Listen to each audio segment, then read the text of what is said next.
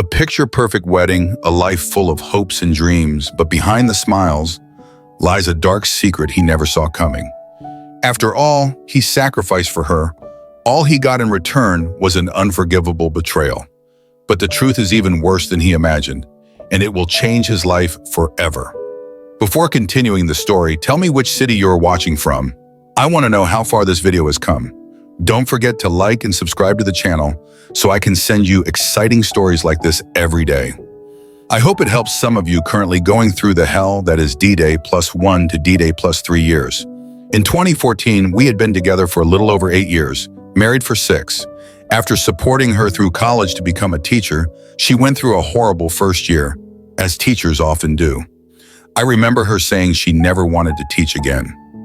I tried to convince her not to give up after spending 6 years of school. She changed her major twice, over one bad year. It turned into a gigantic fight, and finally, after years of supporting her, I lost my cool. Fine, give up on it then.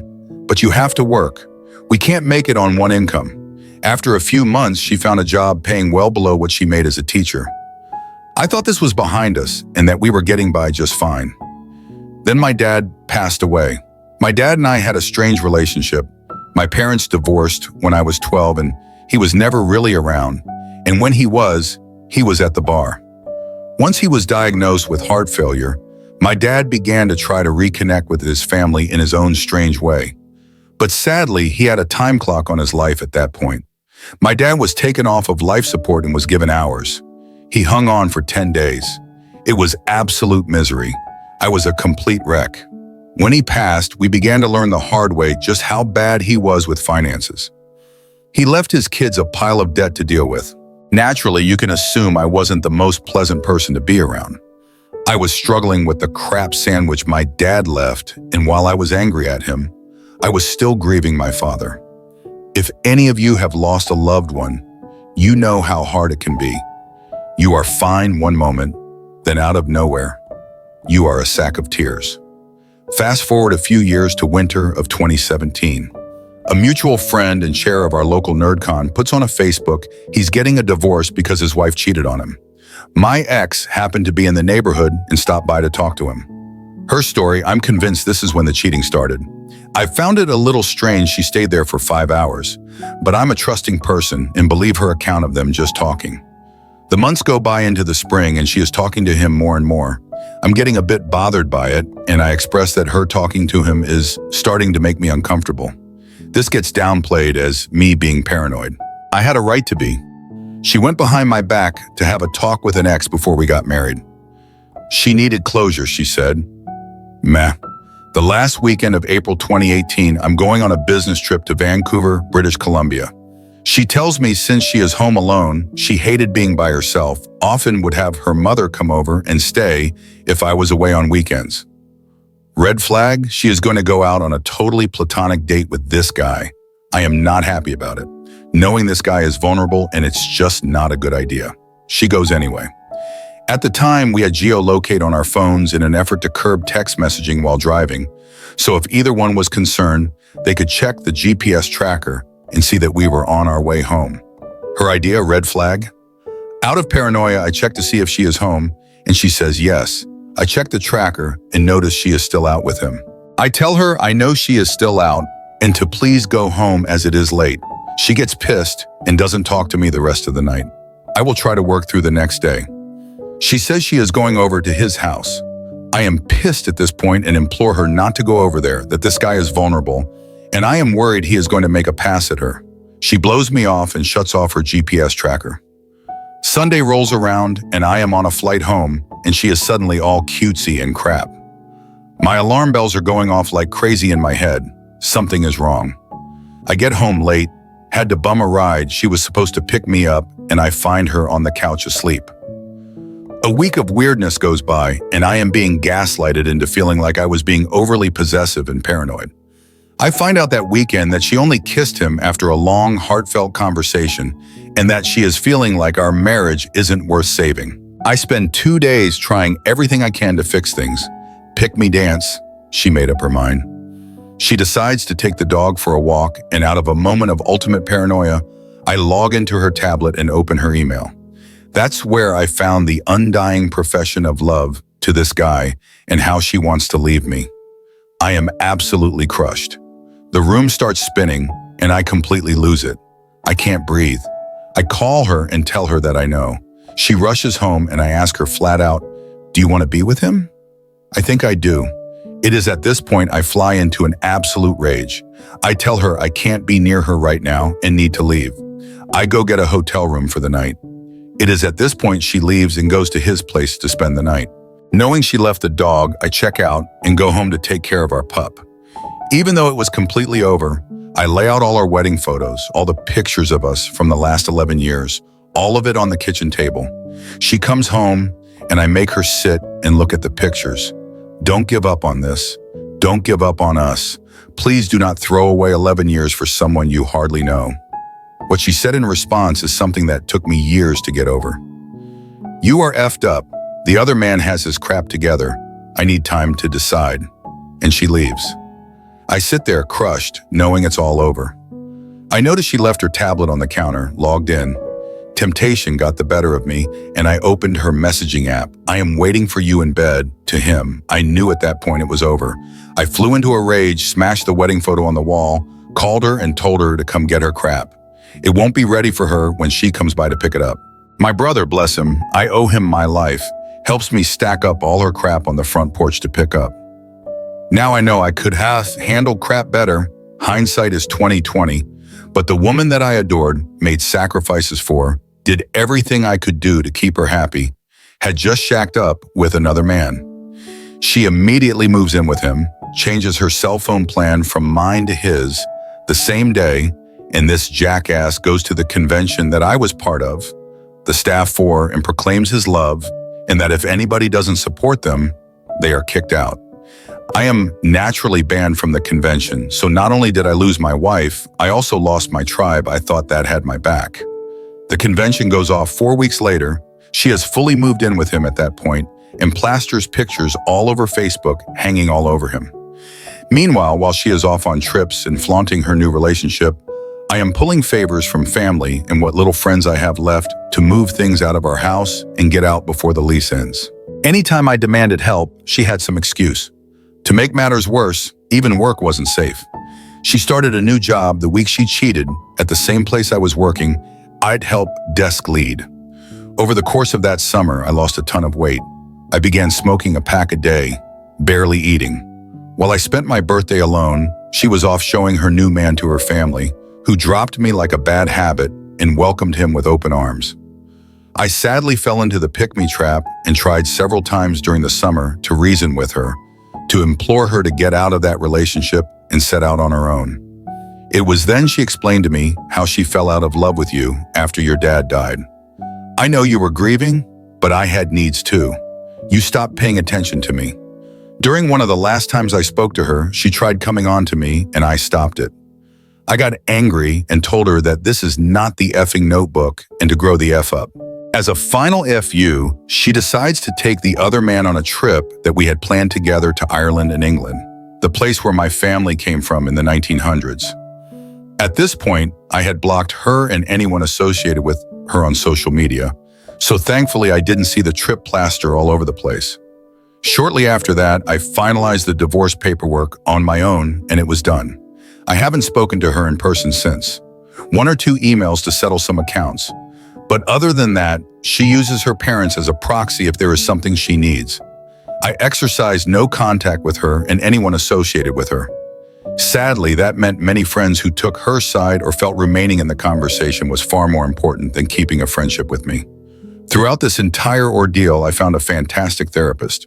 He helped me realize that none of this was normal, and I was trying to react the best way I could in an extremely effed up situation. His words. I learned through therapy and explaining what happened that there was nothing I could have done to prevent it, and all her excuses were baseless and not a justification for infidelity. I learned all in all, I have good coping skills, and I did the I could have given the circumstances. I began working on being a better person and trying to let go of all this horrible, awful crap.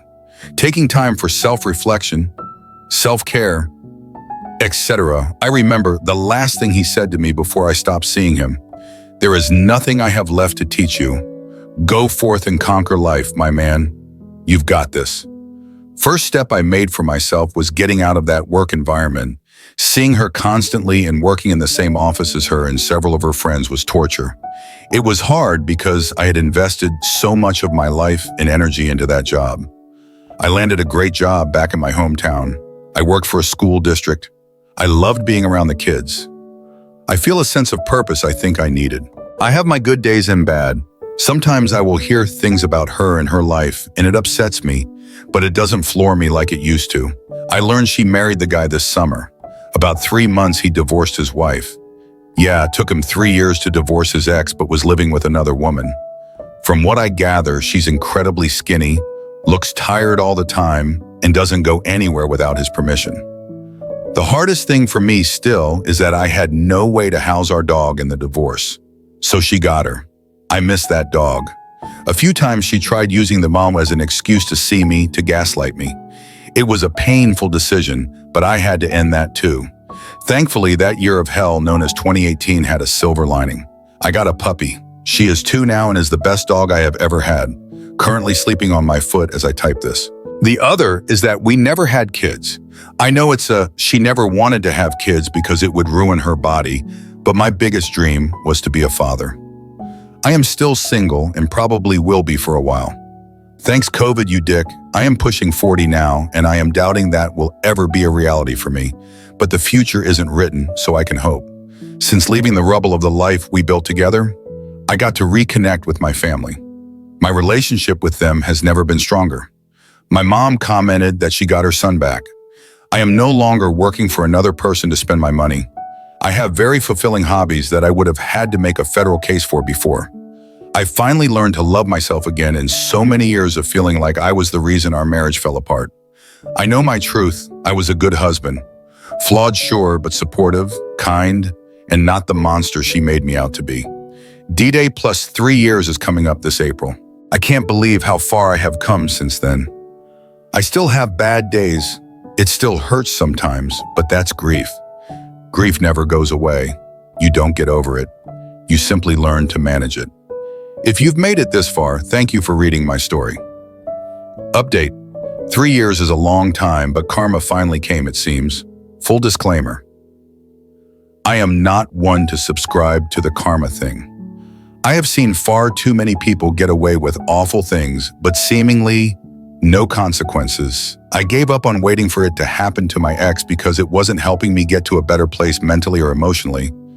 Then I spotted her in a crowd at a brewfest. I almost did not recognize her. She looks awful. Whatever is going on with that sack of turds she left me for and married must be taking its toll. She is real thin.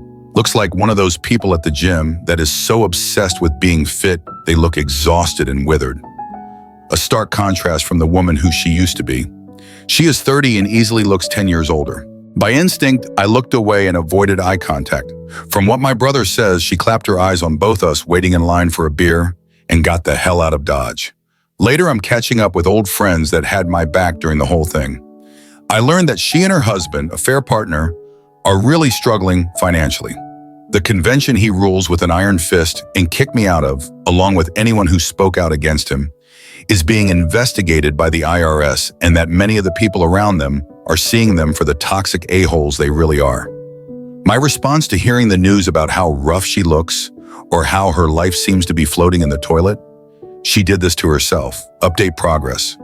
4 years ago, almost to the day, the woman I pledged my life to, forsaking all others, cheated on me. It took 6 brutal months to divorce and get no contact to stick, mostly for me. I am posting this for those who are currently going through the gauntlet and maybe answer some questions. It still hurts, though not as much as it did all those years ago. Like a physical open wound, it eventually heals, but the scar will remain. Sometimes scar tissue will hurt. In those first few months, you cannot trust yourself at all. I was manipulated several times into being her emotional cry pillow for something she did to us. Why was I consoling her when she was the one who wrecked everything? Because I still cared about her. Unlike her, that love I had for her wasn't fickle. It takes a long time to learn how to not love someone anymore. Any friends who say, "I'm not choosing sides," is someone you need to distance from. They chose a side and it wasn't yours. I had a friend of 20 years. In retrospect, they were toxic AF. Claimed they were not taking sides and wound up becoming friends with the affair partner. I suspect to climb the social ladder. Tell your story. Be unapologetically honest. Cheaters are famous for painting a narrative to everyone that the betrayed spouse is an awful person in a feeble attempt to justify their cheating. The best way to combat this is to be honest. It is no longer your responsibility to keep their secrets. Do your absolute best to maintain no contact. It is very hard to do sometimes. I have failed at it a lot. Block them everywhere. Best option, if you can afford it, is to have communication done through a third party. You do not have to forgive them. Use that energy forgiving yourself. You do not have to get back out there and meet someone new. Do it when you feel ready, not when others say. You're going to hear invalidating comments from ignorant people. Get over it. It takes two to tango. There are two sides to every story, etc., etc. Comments like these come from a place of ignorance. They haven't gone through what you have. They do not understand. I hope this post can be a good place for those of us who are farther along the path to help those who are pulling themselves out of the quicksand of despair. That is what I love about this community. People are here to help. We have a comment from Nero Aldrin 20. Living your best life is the best revenge. And another comment from Napkin Basket. Love this post. Thank you. I'm 4 months in and need to hear this kind of thing regularly if I can. And lastly, from Iron Main. Any friends who say I'm not choosing sides is someone you need to distance from. I learned this in my early to mid-20s and most likely the reason why I keep a small inner circle. I never imagined that my life would change completely when I discovered the truth. After years of being with Ashley, I couldn't have foreseen the shock that awaited me. The moments we shared, the memories we created, the dreams we once built together, all seemed so solid, so unwavering. But in reality, the foundation of our relationship was slowly crumbling beneath the surface. It started subtly, just a few moments here and there that felt off, but I tried to brush them off as nothing. I began sensing something wasn't right, but I couldn't bring myself to confront the idea that Ashley, the woman I trusted with my heart, might betray me. But in late April of 2018, everything changed. I found out the truth. Ashley, my wife, had betrayed me. I still remember that moment vividly. It was as if time itself stopped. The room seemed to close in on me. The very air felt heavy, suffocating. When I discovered the truth, I felt like the world around me just crumbled into dust. I couldn't process it. I couldn't comprehend how everything could unravel so suddenly. The words she had once spoken, the promises she made, the assurances that she would never hurt me, those were the words that shattered me, leaving nothing but emptiness behind. It wasn't just the act itself that hurt. It was the realization that everything I believed in was a lie. I had trusted her with every part of myself, and she had shattered that trust in the most painful way possible. It all came to light when I went on a business trip to Vancouver. I was supposed to be focused on work, but something inside me was restless. When Ashley told me that she was going out with an old friend, a man from her past, something in my gut told me to be cautious. I tried to ignore the warning signs. After all, she reassured me that it was just a casual meeting, that there was nothing to worry about. But my instincts kept telling me otherwise. That night, I couldn't shake the feeling of unease. Even though I tried to stay calm, the thoughts were relentless.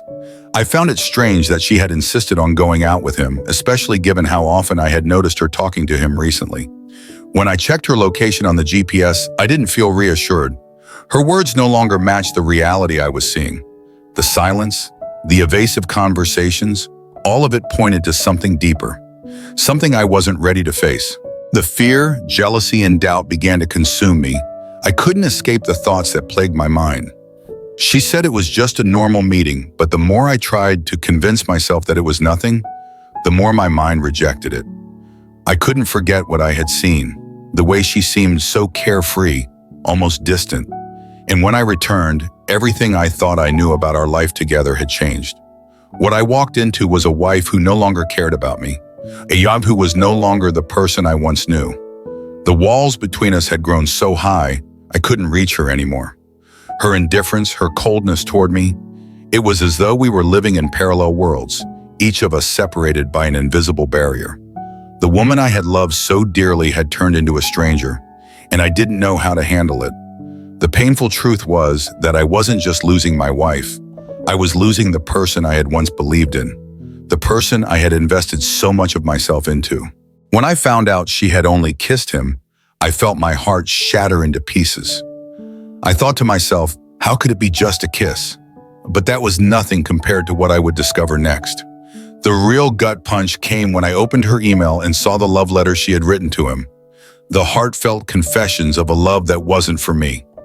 That was the moment I completely collapsed, unable to breathe, unable to process the flood of emotions crashing over me. The woman I had trusted with everything, the woman I had given my heart and soul to, had been living a lie. And here I was, left to face the truth of my own shattered existence. I sat there in silence, staring at the screen, not able to wrap my head around it. How could she do this to me? I had always been there for her. I had put her needs above mine, supported her through thick and thin. From the moment we met, I had been her rock. I helped her finish her studies when she felt unsure about her future. I encouraged her to follow her dreams, even when they seemed impossible. I stood by her during her struggles, when she felt lost and overwhelmed. I was the one who helped pick up the pieces when life knocked her down, even when it seemed like I was falling apart myself. And yet, after all that, after everything I sacrificed, everything I gave, she still chose to betray me. The love I had poured into this relationship, the years of commitment and sacrifice, seemed like they meant nothing to her. It was as if everything I did had been in vain. All the love, the effort, the time, everything was just a fleeting moment in her life. And now the truth had ripped that all away. I could feel my entire world slipping through my fingers. I didn't know what to do or how to process what was happening. She was leaving me and I was powerless to stop it. And what hurt more than anything was the coldness, the utter lack of remorse in her actions. This wasn't just a fleeting mistake. This was a conscious decision, one that she had been making for months, maybe longer. She had made up her mind, and nothing I said or did could change that.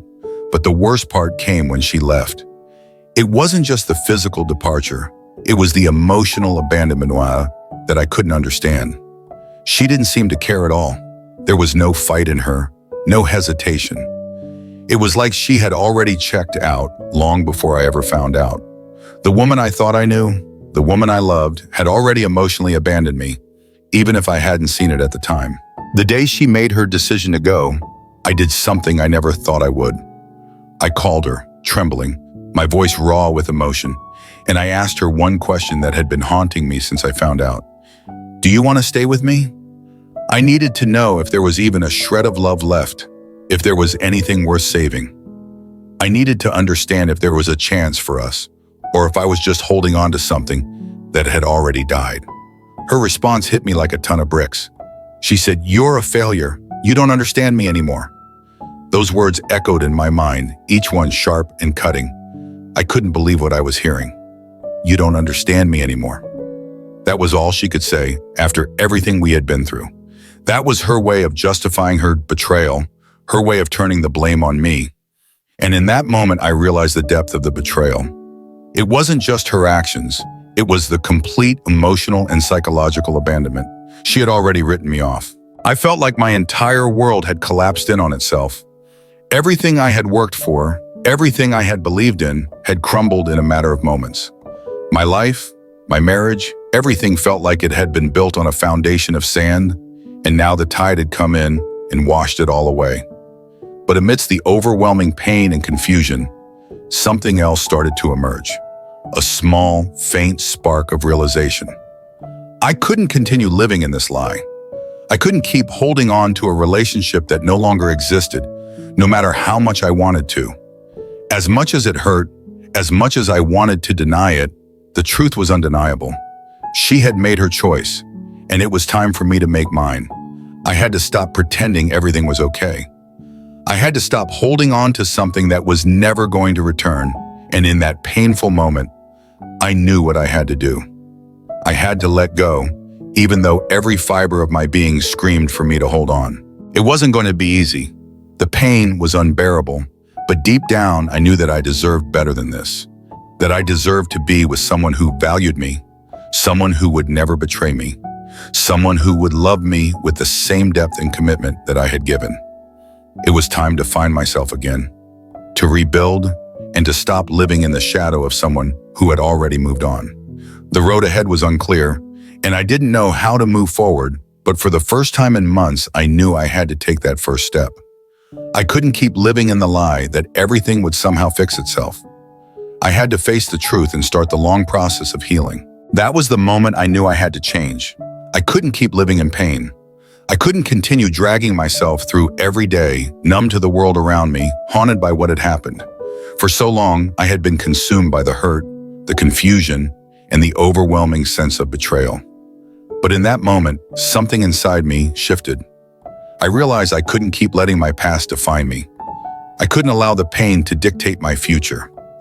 After she left, I was left standing amidst the rubble of my life, unsure of what to do or where to go.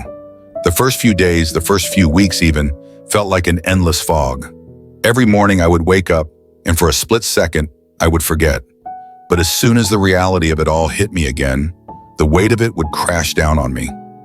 I felt empty, like my life had no direction, no purpose. I couldn't remember what it was like to have goals or dreams that weren't tied to her. The person I had once been, the man who had vision and ambition, seemed like a distant memory. It was as if I had been living in the shadows for so long that I had forgotten how to step into the light. I wanted to curl up and hide from the world, to shut everything out, to pretend like nothing mattered, but deep down, I knew I couldn't let my life just stop there. I couldn't let this be the end. I had been through too much to let it destroy me completely. I had to find a way to stand up, to rebuild, to learn how to live again. So I began looking for anything that could help me heal. I didn't know where to start, but I knew I couldn't do this alone. That's when I decided to turn to therapy. At first, it felt strange talking to a stranger about my life, about the pain, about the betrayal. But soon I realized how important it was to have someone to listen, someone who could help me make sense of everything. The conversations with my therapist opened up new perspectives.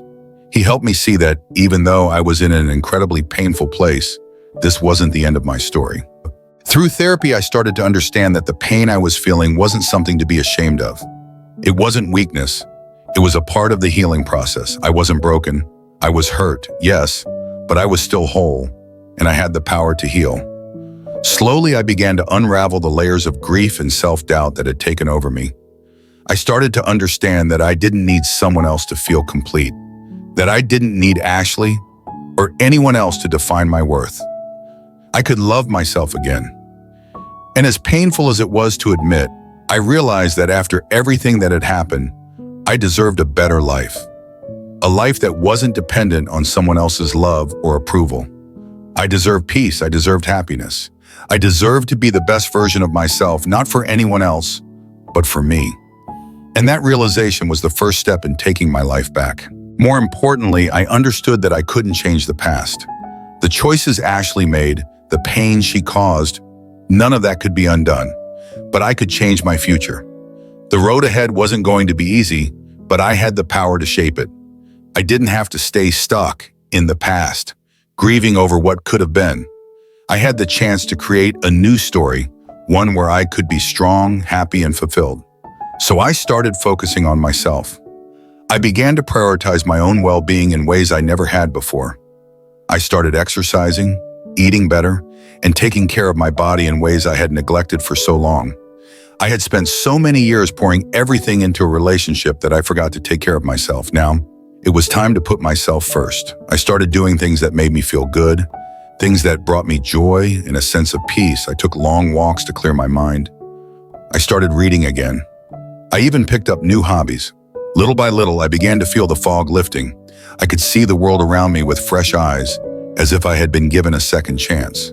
I began to reconnect with old friends, people I had neglected during my years of trying to make my marriage work. They reminded me of who I used to be, the person I had forgotten. And through their support, I slowly began to rebuild my confidence. It was a slow process, but with every small step, I felt stronger, more in control of my life. And then, something amazing started to happen. I started to believe in myself again. I had spent so many years questioning my worth, questioning my ability to be loved, that I forgot what it felt like to have confidence in who I was.